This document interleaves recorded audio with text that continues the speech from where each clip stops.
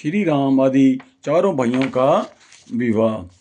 राजा जनक के सब प्रकार के भूषणों से विभूषित सीता को ले आकर अग्नि के समक्ष श्री रामचंद्र जी के सामने बिठा दिया और माता कौशल्या का आनंद बढ़ाने वाले उन श्री राम से कहा, रघुनंदन तुम्हारा कल्याण हो। ये मेरी पुत्री सीता तुम्हारी सहधर्मिणी के रूप में उपस्थित है, इसे स्वीकार करो और इसका हाथ अपने हाथ में लो।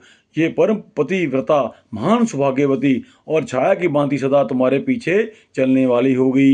ये कहकर राजा ने श्री राम के हाथ में मंत्र से पवित्र हुआ संकल्प का जल छोड़ दिया। उस समय देवताओं और ऋषियों के मुख से जनक के लिए साधुवाद सुनाई देने लगा। देवताओं के नगाड़े बजने लगे और आकाश से फूलों की बड़ी भारी वर्षा हुई। इस प्रकार मंत्र और संकल्प के जल के साथ अपनी पुत्री सीता का दान करके हर्षमगन हुए राजा जनक ने लक्ष्मण से कहा, लक्ष्मण तुम्हारा कल्याण हो। आओ, मैं उर्मिला को तुम्हारी सेवा में दे रहा हूँ, इसे स्वीकार करो। इसका हाथ अपने हाथ में लो, इसमें विलंब नहीं होना चाहिए। लक्ष्मण से कहा कहकर जनक ने भरत से कहा, रघुनंदन मांडवी का हाथ अपने हाथ में लो। फिर धर्मात्मा मिथिलेश ने शत्रुघ्न को संबोधित करके कहा, महाबाहो तुम अपने हाथ से श्रुत कीर्ति का पानी ग्रहण करो।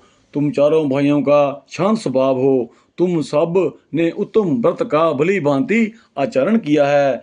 कुकतस कुल के भूषण रूप तुम चारों भाई पत्नी से संयुक्त हो जाओ, इस कार्य में विलंब नहीं होना चाहिए।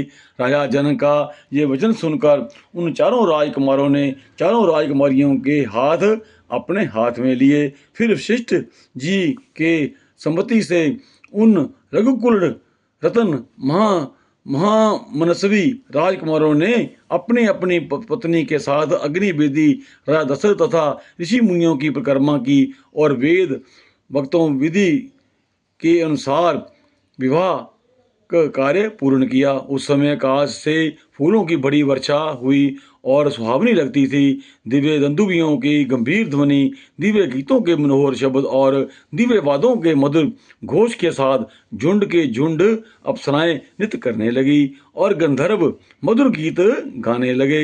इन रघुवंश श्रोमणी राजकुमारों के विवाह में वह अद्भुत दृश्य दिखाई दिया।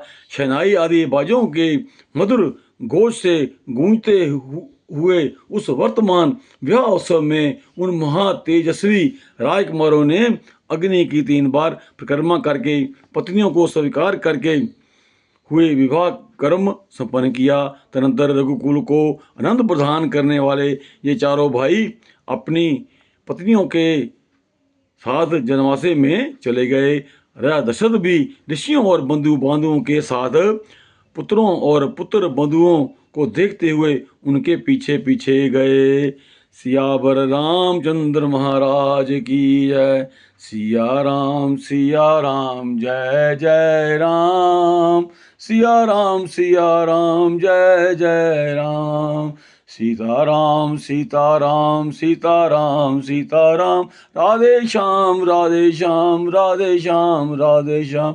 हरि बोल हरि बोल हरि बोल हरि बोल हरि बोल हरि बोल हरि बोल हरि बोल बोल हरि बोल हरि बोल हरि बोल हरि बोल हरि बोल हरि बोल हरि बोल।